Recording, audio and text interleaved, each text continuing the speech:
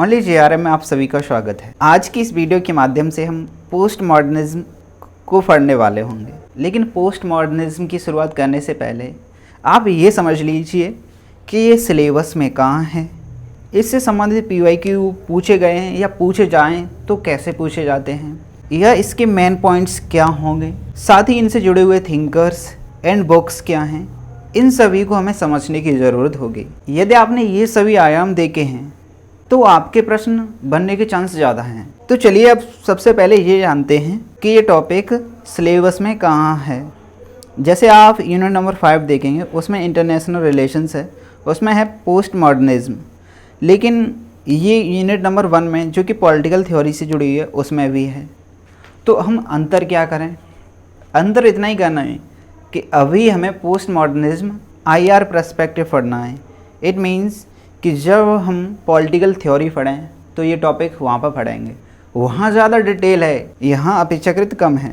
मैं आपको बता दूं कि ये पोस्ट मॉडर्निज्म कॉन्सेप्ट है वो IR में एक अपेक्षाकृत कम विकसित हुआ है। इसका विकास तो पॉलिटिकल थ्योरी में ज़्यादा है और आप इसको पॉलिटिकल थ्योरी में एक बृहद पर्सपेक्टिव से देखेंगे। आज की इस वीडियो में हम इस पोस्ट मॉडर्निज्म को IR पर्सपेक्टिव से ही देखेंगे। तो चलिए, हमने सिलेबस देख लिया है, क्या इससे संबंधित पीवाईक्यू पूछे गए हैं या पूछे जाएँ तो कैसे पूछे जाते हैं। जैसे कि आपको एक लिस्ट दी है, उसमें बताना है कि इनमें से कौन सा थिंकर है जो पोस्ट मॉडर्निज्म में शामिल है। दूसरा टाइप ये हो सकता है कि आपको कोई बुक्स दे रखी है और ये बताना है कि कौन से थिंकर्स की ये बुक है। इस प्रकार से एनटीए आपसे प्रश्न पूछ सकती है, तो आप इस पर्सपेक्टिव को ध्यान में रखिए। तो अब हम एक्चुअल में शुरुआत करते हैं पोस्ट मॉडर्निज्म कॉन्सेप्ट की। इस कॉन्सेप्ट को हम कंपैरिजन्स के आधार पर समझेंगे। तो जैसे एक तरफ आप मॉडर्निज्म को देखेंगे और सेकंड पोस्ट मॉडर्निज्म को देखेंगे। इस मॉडर्निज्म में आप एक रियल में जैसे कुछ कॉन्सेप्ट ध्यान रखिए, जैसे कि आपके रियलिज्म हुआ या लिबरलिज्म हुआ, यानी जितनी भी आइडियोलॉजी हैं जो कि अभी सामान्यतः मॉडर्निज्म में आप डालिए, एक जिससे आइडिया होगा आपके लिए कि हम मॉडर्निज्म को किस रूप में देखेंगे। और बाकी पोस्ट मॉडर्निज्म को जिनको तो हम पढ़ने ही वाले हैं, लेकिन इससे पहले आप कुछ बातें ध्यान में रखिए कि जो पोस्ट मॉडर्निज्म होंगे वो इन मॉडर्निज्म की आलोचना ही करेंगे, यानी आधुनिकतावाद की आलोचना ही करेंगे, या ये हर किसी की आलोचना करेंगे। तो ये पर्सपेक्टिव आपको ध्यान में ही रखना होगा। अब हम देखें इनकी फीचर्स।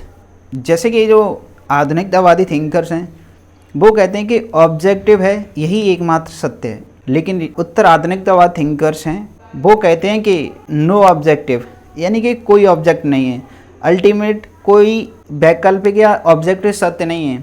तो फिर ये सब्जेक्टिविटी की बात करते हैं, यानी कि इनके लिए सब्जेक्टिविटी ज़्यादा इम्पोर्टेंस रखती है। ऐसे ही आधुनिकतावादी कहते हैं कि अथॉरिटी है वो साइंस के द्वारा है या ह्यूमन रीजन्स के द्वारा है, लेकिन पोस्ट मॉडर्निज्म कहते हैं नो अल्टीमेट अथॉरिटी, यानी कोई अथॉरिटी है ही नहीं विश्व में। जैसे मॉडर्निज्म होगा वो बाइनरी आधार पर विश्व को डिवाइड करेगा, जैसे राइट या रॉन्ग होगा, गुड और बैड होगा, लेकिन पोस्ट मॉडर्निज्म कहते हैं विश्व एक बिखरा हुआ है या फ्रेगमेंटेड है, डिफ्यूज्ड है, यानी कि यहाँ ज्ञान है वो बिखरा हुआ है, एक जगह सीमित नहीं है। जो कि मॉडर्निज्म बोलते हैं कि ज्ञान यानी ऑब्जेक्टिव होगा जिसमें राइट और रॉन्ग की बात करेंगे, एक जगह होगा, सब्जेक्टिव यूनिवर्सल की बात करेंगे मॉडर्निज्म, लेकिन ये पोस्ट मॉडर्न इन सभी की आलोचना करते हैं। आप एक कॉन्सेप्ट देखिए या एग्जांपल देखिए, जैसे कि पावर हुई या नेशनल इंटरेस्ट हुए, ये सभी रियलिज्म के कॉन्सेप्ट हैं। यदि ये सभी हैं तो ये रियलिज्म से जुड़े हुए हैं। ये बात ऑब्जेक्टिविटी की करेंगे, सब्जेक्टिविटी की तो नहीं करेंगे। ऐसे ही लिबरलिज्म हुआ जो कॉपरेशन एंड पीस की बात करेगा, लेकिन जो पोस्ट मॉडर्निज्म होंगे वो इनकी आलोचना करेंगे, क्रिटिसाइज करेंगे। इसके पीछे ये लॉजिक ये देंगे कि इन सभी ने ना जो बताया है ये सत्य नहीं है, आंशिक सच्चाई है, ऑब्जेक्टिव होता ही नहीं है, कोई यूनिवर्सल होता ही नहीं है इनके अनुसार। ये कहते हैं कि ट्रुथ के ना कई मायने होते हैं। वैसे एक्चुअल में आप कंफ्यूज होंगे यहाँ पर इस थ्योरी को। मैं फिर दोबारा बताऊँ कि ये कॉन्सेप्ट एक विकसित अवस्था में नहीं है अभी भी। इस कॉन्सेप्ट को आप IR पर्सपेक्टिव से जोड़िए, बाकी इस कॉन्सेप्ट को हम अगेन पढ़ेंगे पॉलिटिकल थ्योरी में, वहाँ इस टॉपिक को समझने की ज़्यादा ज़रूरत है। अगर एनटीए में प्रश्न भी पूछे जाएँ तो उस जगह से पूछे जाते हैं, इस जगह से नहीं। ऐसे ही पोस्ट मॉडर्निज्म है वो शांति और मानवीय सुरक्षा इन सभी को महत्व देते हैं। अब हम बात करने वाले हैं कि पोस्ट मॉडर्निज्म से थिंकर्स कौन कौन से हैं या उनकी बुक्स कौन कौन सी हैं। इन सभी पर जैसे आप रिचर्ड्स एस्ले, इनको तो आपको ध्यान में ही रखना होगा क्योंकि ये मेन प्रोपाउंडर्स आईआर में जाने जाते हैं। ऐसे ही इनकी बुक्स हैं, ऐसे ही अन्य थिंकर्स हैं जैसे डेरियन हुए।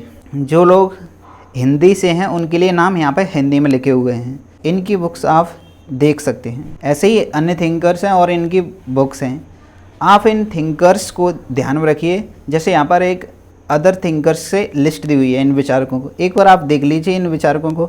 यदि इससे संबंधित प्रश्न पूछा जाए कि निम्न में से कौन विचारक पोस्ट मॉडर्निज्म में शामिल होगा, तो आप इन सभी को जोड़ सकते हैं वहाँ पे। लेकिन यहाँ आईआर से संबंधित होगा। यदि यही प्रश्न पोस्ट मॉडर्निज्म यानी पॉलिटिकल थ्योरी में पूछा जाए तो वहाँ इसके पर्सपेक्टिव अलग बदल जाएंगे। तो ये टॉपिक्स पॉलिटिकल थ्योरी में भी समझने की ज़रूरत होगी। मैंने यहाँ पर ये कॉन्सेप्ट इसीलिए नहीं लिया था क्योंकि यहाँ पर ओवरलैपिंग होती थी। सो हम पोस्ट मॉडर्निज्म को किसी नेक्स्ट वीडियो में पढ़ेंगे जो कि पॉलिटिकल थ्योरी के पर्सपेक्टिव होगा। तो आज की इस वीडियो से हमने उत्तर आधुनिकता कॉन्सेप्ट देख लिया है। साथ ही आप इस कॉन्सेप्ट को बस इस पर्सपेक्टिव देखिए कि यदि यहाँ से प्रश्न पूछा जाए, मेरे पास थिंकर्स हों और मेरे पास बुक्स हों, उनकी लिस्ट हो, बस यहाँ से और कुछ नहीं है, इतना आप कर लीजिए तो हो जाएगा। यदि आप इस टॉपिक को यहाँ स्किप भी कर दें तो भी ये आपके लिए कंफर्टेबल होगा क्योंकि अक्सर एग्जाम में यहाँ से क्वेश्चन नहीं पूछते हैं, वो पूछते हैं तो पॉलिटिकल थ्योरी में। तो चलिए आज की इस वीडियो को समाप्त करते हैं। आई होप मैं आपके कुछ कॉन्सेप्ट या इस टॉपिक को समझाने की बेहतर कोशिश कर सका हूँगा। यदि वीडियो पसंद आई हो तो लाइक शेयर करना आपके लिए बनता है। वीडियो देखने के लिए आपका धन्यवाद। जय हिंद, नमस्ते, अपना ख्याल रखिए।